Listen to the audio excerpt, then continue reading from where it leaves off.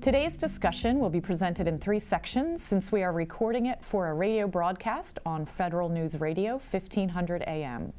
You're welcome to post questions and comments during the session, and we'll try to answer them online. I'd like to introduce our moderator, Gigi Shum, host of Women in Washington on Federal News Radio 1500 AM and federalnewsradio.com. Welcome and thanks for joining us. My guests today are Renee Wynn, Chief Information Officer, NASA; Dorothy Aronson, Chief Information Officer, National Science Foundation; Vicki Hildebrand, Chief Information Officer, Department of Transportation; Dr. Kelly Fletcher, Acting Chief Information Officer, Department of Navy; and Julie McPherson, Senior Vice President, Booz Allen. Welcome, ladies. So we're going to talk today about the digital workforce, and I'm going to set some context. McKinsey just released a report called Harnessing the Power of Digital in U.S. Government Agencies. It's a good news, bad news situation.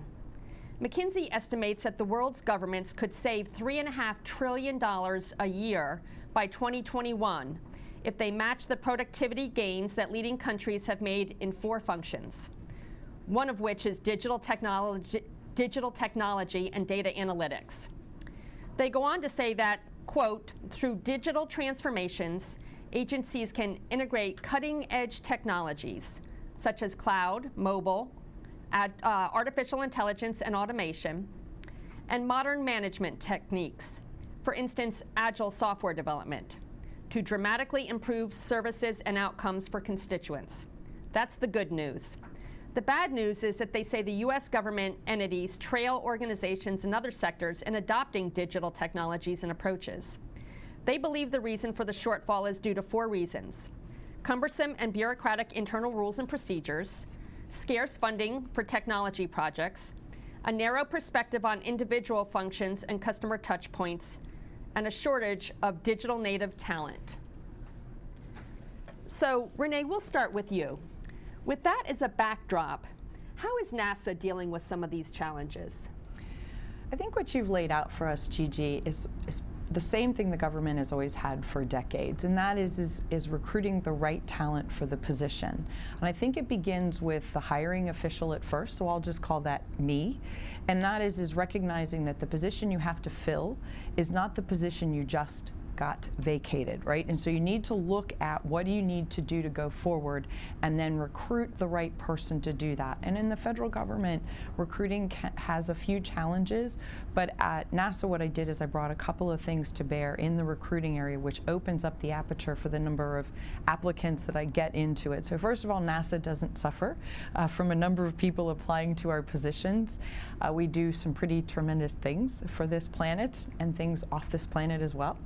But the first thing I like to do is look at where you recruit, and I've used dice.com and Women in Technology, and what it has done is for every vacancy we've had to fill, we've had at least 50 people apply to it, and then that way you get a nice cross section of diversity as well as skills, and then you can make a selection of what you're really going to fit into that position that will take you forward today and into tomorrow.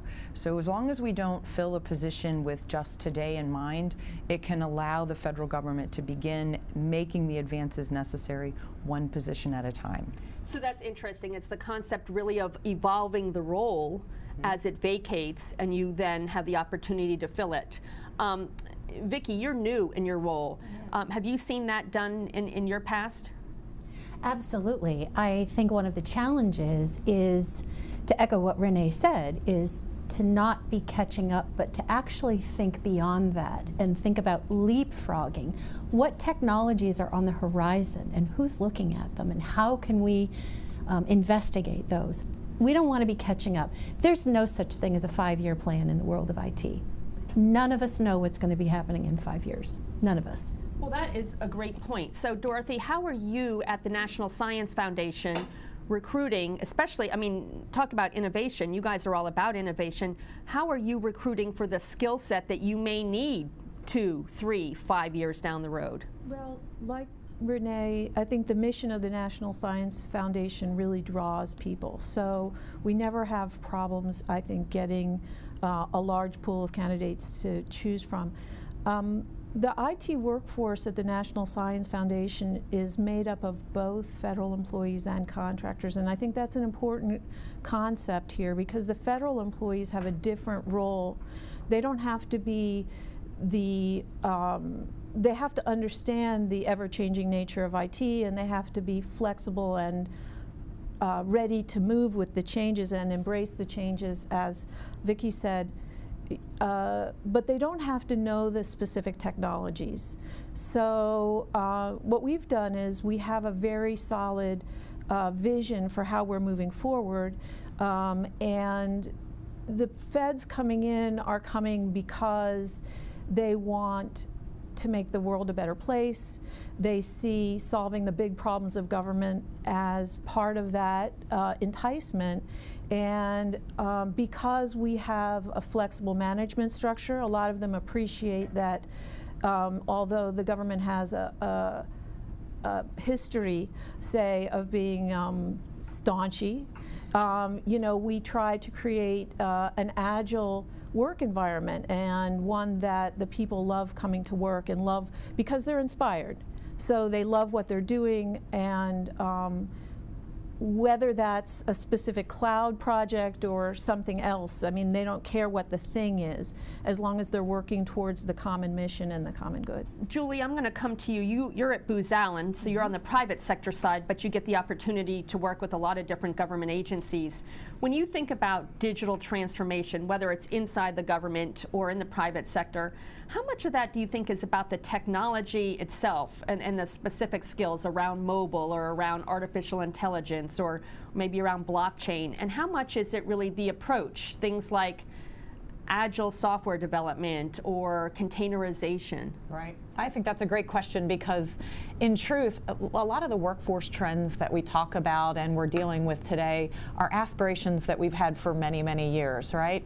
And it's the technology changes that are really allowing us to implement some of these transformational objectives across the organization. One of the things that's most exciting, so to answer your question, I'd say it's a good mix, right? I think it's a healthy balance of both of those because we're able to see new solutions emerge in the way that we do work because the technology has changed so dramatically. And that's exciting when you can blend both perspectives in problem solving. Have any of you, I'll throw this open, in any of your agencies, have you moved to an agile computing environment? Absolutely. Yes, yes, yes, everybody, yes. Okay, okay. Can I go back on one thing, Gigi? Sure. And Julie, you reminded me of this, is one of the things is, as federal leaders, and you've got 4 of them here, we get to also make decisions about contracting and bringing on task orders or something along that. That is another way for us to augment our talent or add to our talent and say, hey, I've got one person that does this, but boy, I need a team to complete this particular task. That's one of the things that we forget about in the federal government is that part of what we get to bring to bear is also the complement from our contractor work staff as well. And so as Julie brings on some of her folks, she's thinking ahead. Maybe she's got a few folks in blockchain, and we could go and say, hey, we want to do some experimentation. We start a task order, all appropriate procurement practices that we would do, and then we can begin that. Because sometimes when we have a pilot or we do a practice, we actually may not continue to do that, and then we get the flexibility from the contractor workforce by not having to stay with that one. And so I think that's one of the things that gets lost when you talk about federal workforce, is the federal workforce is also filled with contractors who serve the federal government just as heartfelt as those of us that you consider civil servants. Can I add? Sure. I think Vicki maybe had something to add to that. I just wanted to add to that point that I haven't been here very long, about 5 weeks, but I would like to see more of our intellectual property in the government. Because it looks to me like from the Department of Transportation that we are actually outsourcing a lot of that to our contractors. And from a taxpayer perspective, I think we could actually save some money and pull some of that intellectual property into the department and not have to rely quite as much on the contractors. That may be my agency or my department, but that's one of my observations. And Dorothy, what were you going to add? what Vicki said about intellectual property is true. The real value of, one of the main values that the Fed workforce, part of the workforce, brings is the knowledge of the intimate knowledge of the business of the agency and the quirks, the culture of the agency. The National Science Foundation contractors also do have, though, a zealous commitment to the mission.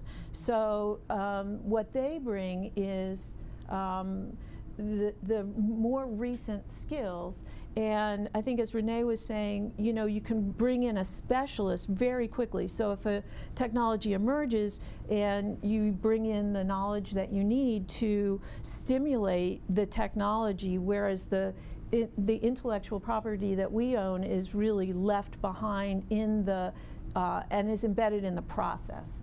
So someone else might be building the auto dev deploy process. So that might be a contractor, but the person who inherits it is the federal workforce. And so I agree with you that it's important to have those skills, but also that at National Science Foundation, we try very hard to engage the contractors as family, as part of our family, and get, because that's where most of the younger people, early career people are coming from, you know, come more frequently in through that venue. So Kelly, in the Department of Navy, do you use contractors for emerging skill sets? And if so, are you able to maybe do one of the things that occurs to me is you might be able to do some knowledge transfer to the government employees. What's been your experience at Navy? Right, so absolutely we use contractors. Right now we're really trying to move to buying IT as a commodity. So this is one way that contractors are helping us so that we're not reproducing things that are easily available commercially, right? So we're using contractors for that and also to help us get there with our legacy technologies. So we really want to modernize our legacy systems to make them so we can host them commercially. We can take advantage of benefits of moving to commercial. So you brought up legacy systems, and you know, everything I read, I mean, there was a GAO report that agencies are spending at least 75% of their IT budgets maintaining legacy systems. So how are you finding ways to innovate, given that 3/4 of your budget can be to maintain an old system? How are you able to innovate? Renee, I'll throw that your way. So at NASA, there's legacy systems that we need to keep because those are the operating systems for satellites that have been launched or put on the chalkboard back in the 60s. So I cannot bring that back in order to do an operating system upgrade. Plus it's capturing some pretty amazing scientific data. So let's put that legacy side on IT onto one side.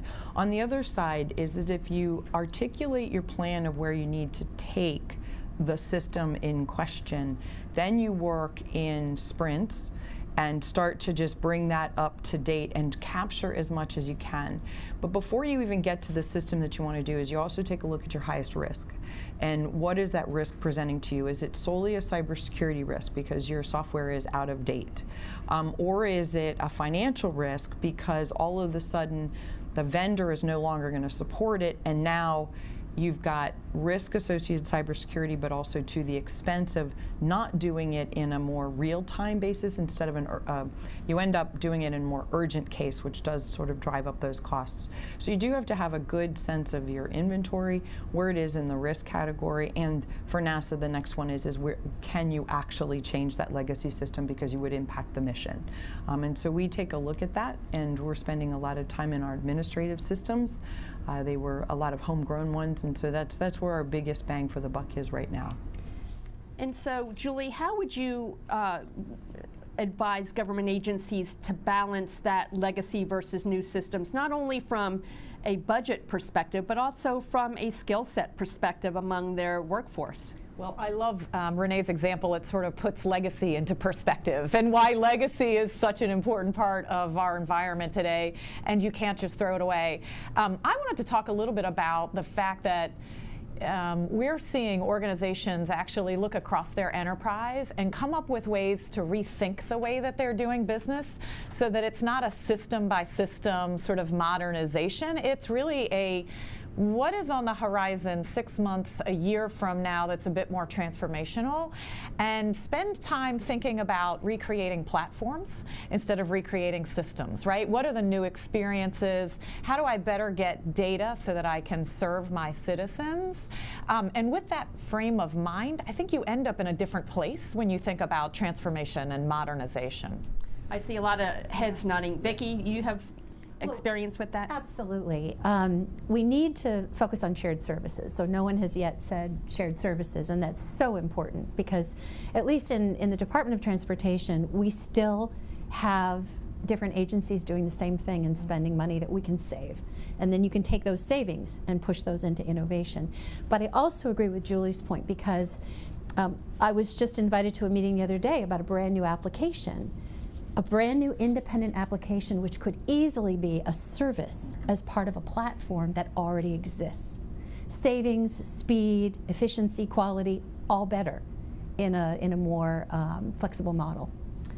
And Kelly, I saw you nodding your head as well. What's your experience at the Navy? Right, so we've moved to shared services across the Department of the Navy, and we're a huge enterprise, and we've seen big savings by doing that. So sharing infrastructure, and then as we move to commercial products, moving up the stack, right? So then we're really just providing the very unique stuff that we need is the only things that we're going to build. And at the National Science Foundation? Yes, it's the same. Whatever we can use as a shared service or a COTS product that's our preference, and that way we can spend the scarce commodity of the application development dollar on things that are very specific to the National Science Foundation. If I could bring the conversation back a little bit to legacy systems, I don't think really that because of the security risk, other than the satellites and some things that are maybe,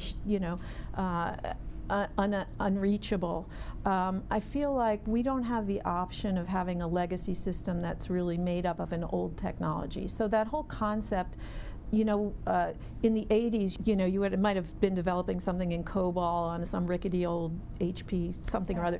Those systems, we couldn't secure them today. Right. So there's no way we could have a legacy system that's really a year 1800. I don't know how far back to go safely. Technology, 1950s. But 1950s technology. Thank exactly.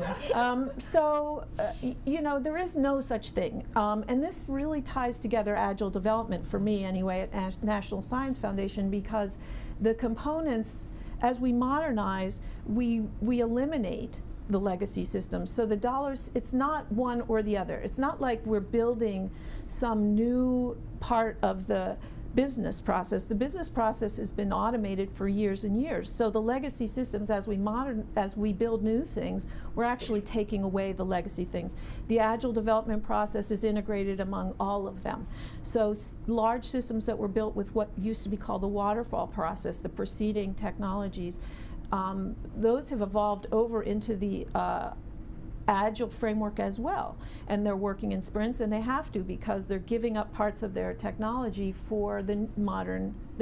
They're trading, and also this goes to the legacy, the incumbent knowledge. The person who understood that business process in the legacy system is now being used to develop the new system because they're transferring their business knowledge over to the development side of the house, and that keeps the integration of legacy and new development is so important also for keeping the workforce engaged. You're never stuck in some software maintenance shop. Yeah, you're the COBOL guy. You get to be everything. You get to try the new things along with the old things, the new processes. At National Science Foundation, we took a whole year, we took the whole staff at one year, a couple of years ago, and trained them all in Agile development across the board. It wasn't as if we took just the development team or just or just the legacy team. Everyone learned the same language at the same time, and they came back ready to transform their business units into working in that style. And it took longer, certainly, for the legacy people to pick that up. But they learned from the contract staff that came in with a lot of knowledge and a lot of eagerness to try those technologies. And it was also a way of drawing the right talent into the workforce. I'm your moderator, Gigi Shum, on the panel discussion, Women of Washington Digital Workforce, sponsored by Booz Allen Hamilton on Federal News Radio 1500 AM and federalnewsradio.com.